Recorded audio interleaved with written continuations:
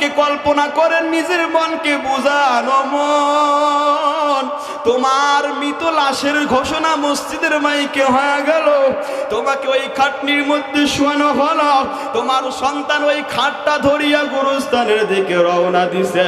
ও পর্দার আড়ালের মা ও বোনেরা, যেই বাড়িতে লাল শাড়ি পরিয়ে আসতো, ওই বাড়ি থেকে একদিন সাদা কাপড় তুলে চকলেটের মতো পেঁচাইয়া পেঁচাইয়া বের করা হবে।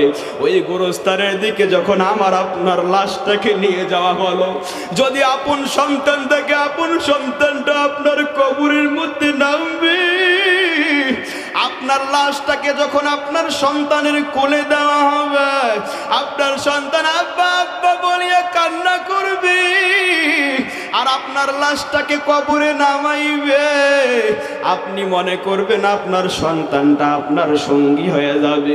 কিন্তু দেখা গেল না, আপনার সন্তানটাও লাফ দিয়া কবর থেকে উঠিয়া পড়ল। ওই কবরের মধ্যে বাঁশের চাটাই দিয়া মাটি দেওয়া শুরু হয়ে গেল। মাটি যখন দেওয়া শুরু হয়ে গেল, দিনের বেলা ওই কবরটা কি পরিমাণ ঘুটঘুটে অন্ধকার হয়ে গেল, কিচ্ছু দেখা যায় না।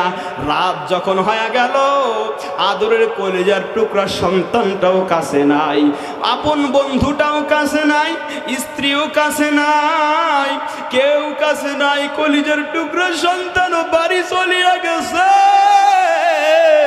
অন্ধকার রাত হয়ে গেছে। যার যার বাড়িতে গিয়ে কলিজার টুকরা সন্তানটাও বাতি জ্বালাইছে, যার যার বাড়িতে সবাই বাতি জ্বালাইছে। আপনার কবরে অন্ধকার ঘুটঘুটে ওই মাটির ঘরে বাতি জ্বালানোর জন্য আপনার সন্তানটাও যাইবে না। যেই দিকে তাকাইবেন শুধু মাটি, মাটি আর মাটি। কপাল যদি খারাপ হয়, কবরের দুই পাশের মাটির চাপে এক পাশের পাঁজরের হাড়গুলো মটমট করে ভাঙ্গিয়া আরেক পাশে ঢুকিয়া যাইবি। জাহান্নামের আগুন আপনার কবরে জ্বালাইতে হইবে, আর বিষধর সাপকে নিয়োজিত করে দেওয়া হইবে। ওই সাপের সবল সহ্য করার কোনো সুযোগ নাই, সহ্য করা সম্ভব হইবে না। বাবাকে বাবা বলিয়া চিৎকার দিয়া আপন বাবাটাও কাছে আসবে না, জনম দুঃখী মাটাও কাছে আসবে না, কলিজার টুকরা সন্তানটাও কাছে আসবে না।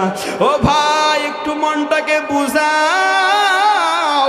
যার মা নাই অন্ধকার কবরে, আপনি ওই কবরে যাবেন, আমি ওই কবরে যাব। ওই কবরে যাওয়ার পরে চিৎকার